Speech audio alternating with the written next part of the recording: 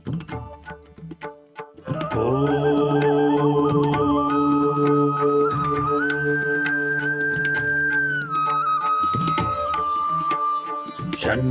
मित्रः शं वरुणः शन्नो भवत्वर्यमा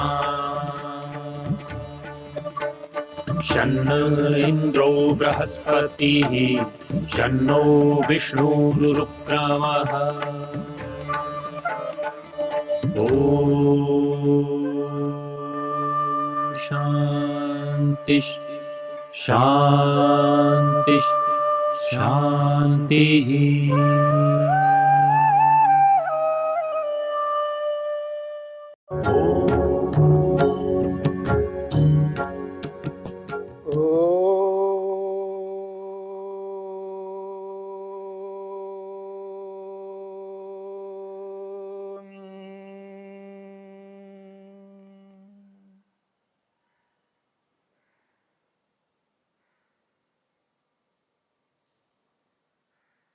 योग में मन।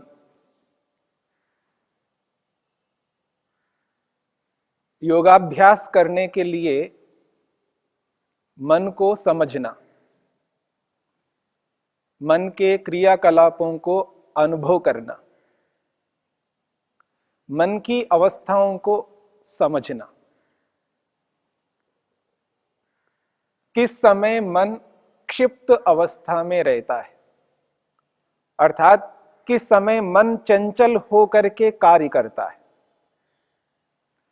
किस अवस्था में हमारा मन मूढ़ रहता है, आलस्य से युक्त रहता है, तंद्रा से युक्त रहता है, किस अवस्था में मन विक्षिप्त अवस्था में रहता है। क्षिप्त, मूढ़ और विक्षिप्त, इन तीन अवस्थाओं में हमारा जीवन चल रहा है। लेकिन योगाभ्यास करने वाला व्यक्ति योगाभ्यास करता हुआ निरंतर अपनी स्थिति को उन्नत करता हुआ एक स्थिति में आकर के एकाग्र हो जाता है।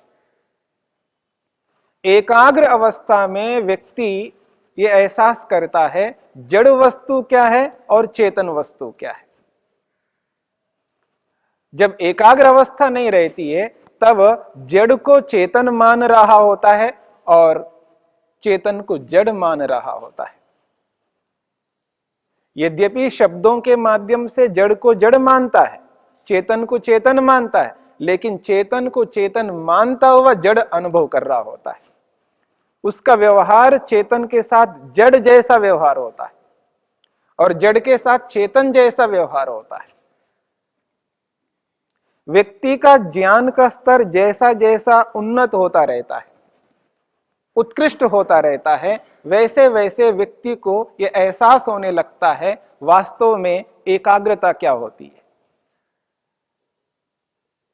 जब व्यक्ति का ज्ञान बढ़ रहा होता है तो ज्ञान बढ़ता हुआ होता है तो व्यक्ति के अंदर अहंकार आने लगता है, ईर्ष्या होने लगती है, घृणा होने लगती है। पर जैसे जैसे ईर्ष्या बढ़ रही होती है, घृणा बढ़ रही होती है, अहंकार बढ़ रहा होता है, वैसा वैसा व्यक्ति का विक्षिप्त अवस्था उन्नत हो रही होती है। विक्षिप्त अवस्था की उन्नति में व्यक्ति अहंकार से ओतप्रोत रहता है क्योंकि ज्ञान का स्तर बढ़ा हुआ होता है। जैसे विद्वान हो गया, विद्वान अपनी विद्वत्ता के कारण से अहंकार से ओतप्रोत रहता है। जैसे धनवान धन के कारण से ओतप्रोत रहता है अहंकार में, रूपवान अपने रूप से अहंकार से युक्त होता है। अलग अलग व्यक्ति अलग अलग अहंकारों को लेकर के जीता है।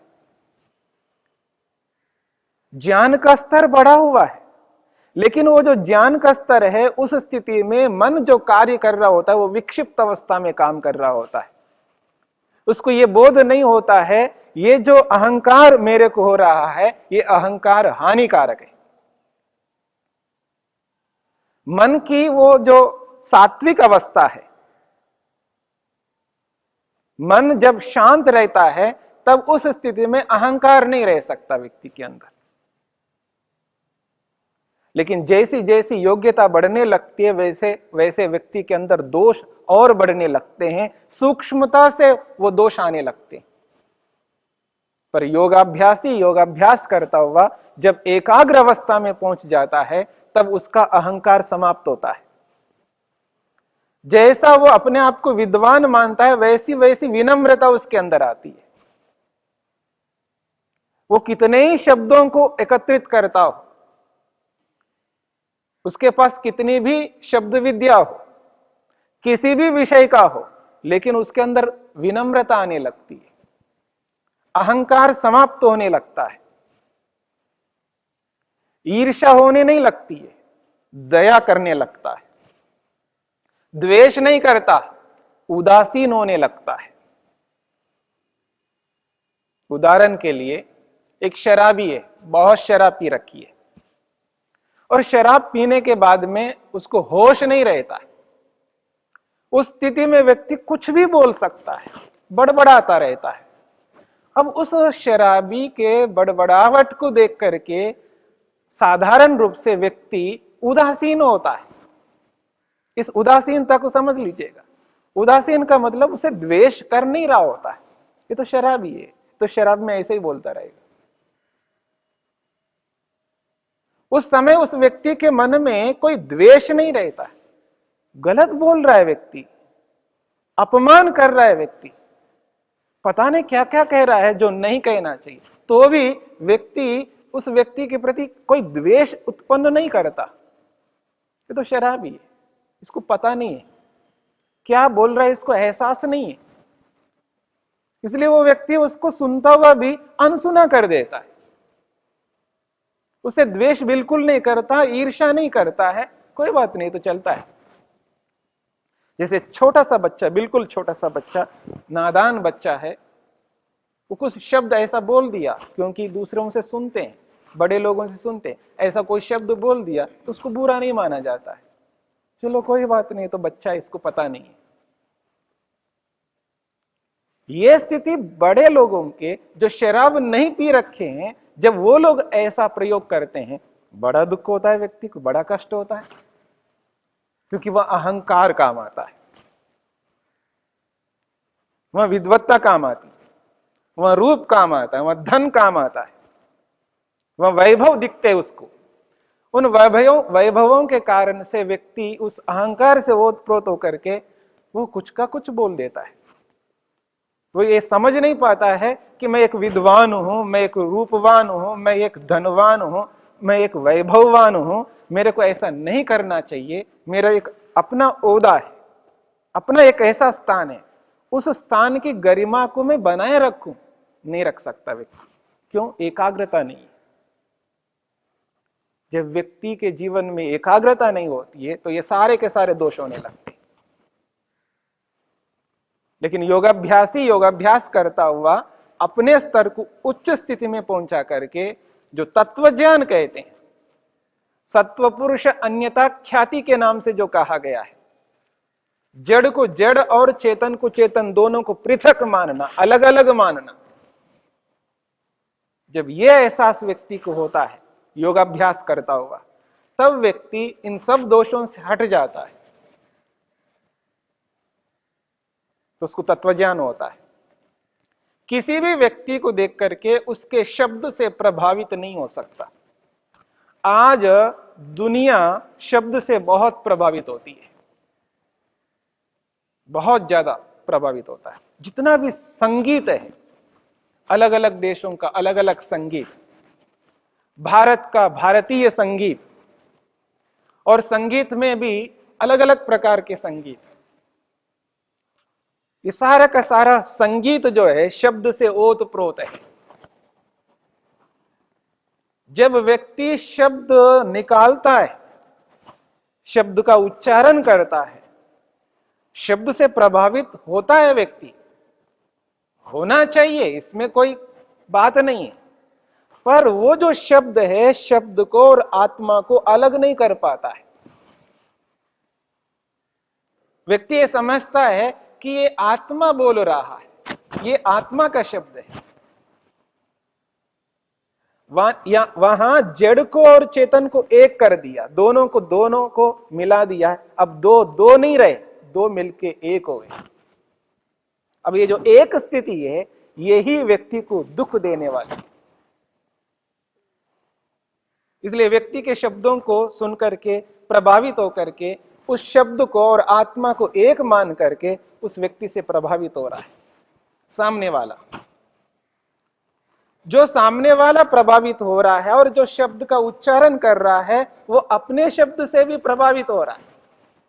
स्वयं अपने शब्द से प्रभावित होता है व्यक्ति, अपने शब्द को अच्छा मानता है और उस अपने शब्द को स्वयं मानने लगता है। मैं, यानी ये शब्द मैं है, और इस शब्द से प्रभावित होकर के व्यक्ति आगे तो बढ़ता है, लेकिन उसके जो आगे बढ़ने का जो क्रम है वो रुक जाता है, क्योंकि उसका वैसा शब्द हमेशा नहीं निकल सकता। उस शब्द में कमी आ जाती है। अब उस कमी से व्यक्ति को बड़ा दुख होता है, कष्ट होता है।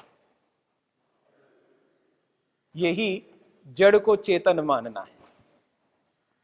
जब जड़ को जड़ मानने लगेगा तो उसको दुख नहीं हो सकता, उसको पता है तो जड़ है, और जो भी जड़ है वो जड़ जड़ के रूप में वैसा ही सदा नहीं रह सकता,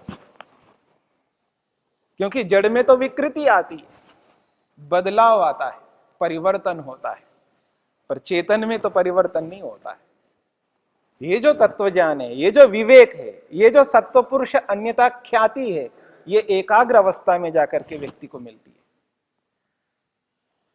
इसी स्थिति में व्यक्ति एहसास करता है ये जो जड़ है और ये जो चेतन है, ये दोनों अलग होते हुए मैं जो चेतन हूं, मुझ में कोई विकृति नहीं आ सकती है। आपने सुना है चिति शक्ति अपरिणामिनी, आत्मा तो अपरिणामी है, परिणाम नहीं होता, उसमें बदलाव नहीं हो सकता। कैसे बदलाव होंगे? ना बदलने वाली चीज में बदलाव हम कैसे ला सकते? मैं तो चेतन हूं, मुझ में कोई परिवर्तन नहीं हो सकता। जब उसको यह एहसास होगा, तो जब शब्द में परिवर्तन होता है, स्वयं के शब्द में परिवर्तन होता है, उसको दुख नहीं हो सकता, कष्ट नहीं हो सकता। स्वयं के रूप में जब परिवर्तन होता है, यानी शरीर में, शरीर के रूप में, शरीर के रंग में, पूरा शरीर ऊपर से नीचे तक जो भी परिवर्तन होता है, जिस रूप में भी परिवर्तन होता है, वो सारा का सारा परिवर्तन जड़ में होता है, आत्मा में तो नहीं हो सकता। लेकिन रूप में परिवर्तन होने से व्यक्ति को जो दुख होता है, जो कष्ट होता है, जो पीड़ा होती है, वो एकाग्र अवस्था वाला नहीं होता है। कितना ही उच्च स्तर व्यक्ति का हो, कितना ही बड़ा वैज्ञानिक हो, कितना ही बड़ा विद्वान हो, कैसा भी व्यक्ति हो, उसे दुख होता है, कष्ट होता है जब अपने रूप में परिवर्तन होता है, यानी शरीर के रूप में परिवर्तन होता है। जैसे शब्दों में परिवर्तन होने से व्यक्ति को दुख होता है, कष्ट होता है। जिसका स्वर, जिसका शब्द बड़ा मधुर है, तीक्ष्ण है, अनेक वैशिष्ट्यों से युक्त है उसकी वाणी, तब जब उसमें परिवर्तन हो जाए बड़ा दुख होता है, कष्ट होता है। जो गाने वाले होते हैं, जो बड़े बड़े अच्छे प्रवक्ता होते हैं, जब उनके अपने शब्दों में परिवर्तन होता है तो उनको कितना कष्ट होता है, कितना दुख होता है, वही समझते हैं, वही जानते हैं। क्योंकि आत्मा को और जड़ को दोनों को मिलाकर के एक माना है। ठीक इसी प्रकार से जो शरीर का रूप है, इस रूप को, इस जड़ को आत्मा माना हुआ है, इसलिए बड़ा दुख होता है, कष्ट होता है व्यक्ति को। व्यक्ति का जो स्पर्श है, शरीर का स्पर्श बड़ा अच्छा लगता है व्यक्ति को, और स्पर्श के पीछे व्यक्ति दौड़ता है। अच्छा स्पर्श है, पर स्पर्श जड़ है, आत्मा नहीं है। कैसा भी स्पर्श हो, चाहे वो रूप हो, चाहे वो रस हो, चाहे वो गंध हो, चाहे वो स्पर्श हो, चाहे वो शब्द हो। इन पांचों को व्यक्ति अपनाता है, अपनाना चाहिए, इनका प्रयोग लेना है, इनसे लाभ भी उठाना है, इसमें कोई दो राय नहीं। परंतु इनका लाभ वहीं तक है जहां तक इनका लाभ होना चाहिए। पर उनको आत्मा के साथ जब जोड़ा जाता है, आत्मा का अंग माना जाता है, आत्मा का एक अंश माना जाता है, आत्मा ही वो माना जाएगा, तब दुखदाई है, तब व्यक्ति को कष्ट होता है, तब समस्या होती है। इस एकाग्र अवस्था में इन सभी समस्याओं से ऊपर उठ जाता है व्यक्ति, चाहे वो कैसा भी रूप हो व्यक्ति का, मनुष्य का रूप, वो कैसा ही शब्द हो, मनुष्य का शब्द, मनुष्य का स्पर्श, मनुष्य का रस, मनुष्य का गंध प्रभावित नहीं हो सकता। उसे एहसास होता है, आत्मतत्व का बोध होता है एकाग्र अवस्था में। चिति शक्ति अपरिणामी है, अपरिवर्तनशील है, अप्रतिसंक्रमा है, किसी के साथ घुल मिल नहीं सकता। आत्मा एकीकरण नहीं हो सकता, दो मिलकर के एक नहीं हो सकते, और अपने शुद्ध स्वरूप को एहसास करता है। मैं शुद्ध हूं, निर्मल हूं, पवित्र हूं, आत्मतत्व का बोध। इस आत्मतत्व के बोध से व्यक्ति को यह एहसास होता है कि हां, मैं एक चेतन तत्व हूं, चेतन पदार्थ हूं, और ये जड़ है, और ये दोनों अलग अलग हैं, आत्मा और जड़, और दोनों अलग अलग है। तो जड़ का जो स्वभाव है वो आत्मा में नहीं आ सकता, और आत्मा का जो स्वभाव है वो जड़ में नहीं जा सकता। दोनों के अपने अपने स्वभाव है। जब दोनों के अपने अपने स्वभाव है तो व्यक्ति को एहसास होता है कि मैं ऐसा हूं और जड़ ऐसा है। जब दोनों की अनुभूति व्यक्ति कर लेता है, यही तत्व ज्ञान है, यही सत्व पुरुष अन्यता ख्याति है। और इसी स्थिति से व्यक्ति को समाधि की प्राप्ति होती है। इसी स्थिति में व्यक्ति को आत्मा का बोध होता है, आत्मा का साक्षात्कार होता है, स्वयं को देखता है, स्वयं को अनुभव करता है। और जब स्वयं को अनुभव करता है, अपने स्वरूप को सामने रखता है, तो अपने आप जड़ का स्वरूप भी उसको एहसास होता है। जड़ क्या है, जड़ की स्थिति क्या है। तो जब दोनों का अनुभव व्यक्ति को होता है, आत्मा को होता है, इस एकाग्र अवस्था में, ऐसी स्थिति में उसको वैराग्य हो जाता है।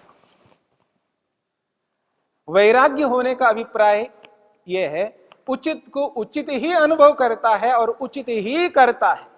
यह बड़ी बात है। उचित को उचित अनुभव करना तो बहुत लोग करते हैं, हम सभी करते हैं। उचित को उचित हम मानते हैं और अनुचित को अनुचित भी मानते हैं। अनुचित को अनुचित मानता हुआ अनुचित को त्याग करना, यह हर व्यक्ति की बात नहीं बन सकती, हर व्यक्ति के लिए संभव नहीं हो सकता।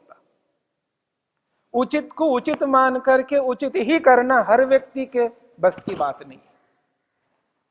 पर एकाग्र अवस्था में योगाभ्यासी व्यक्ति अपने मन को अपने नियंत्रण में रखता हुआ जिसको उचित मान लेता है, जिसको अनुचित मान लेता है, उसके अंदर वो जो विवेक है, वो जो वैराग्य है, उसके कारण से उचित को उचित ही करेगा, अनुचित को अनुचित मान करके त्याग करेगा। यानी त्याग और ग्रहण, ये वैराग्य की स्थिति में। वैराग्य में उचित का ही ग्रहण होता है और अनुचित का त्याग ही होता है।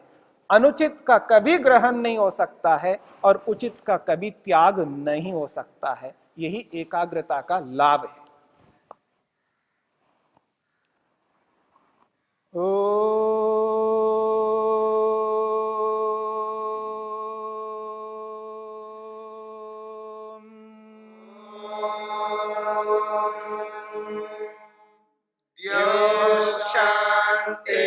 शांतिरंतरिक्षं शांति पृथिवी शांतिरापः शांतिरोषधयः शांति